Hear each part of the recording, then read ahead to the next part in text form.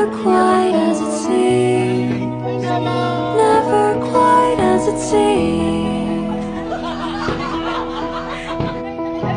I know I felt like this before, now I'm feeling it even more, because it came from you. Tita, ayun yung mga kaibigan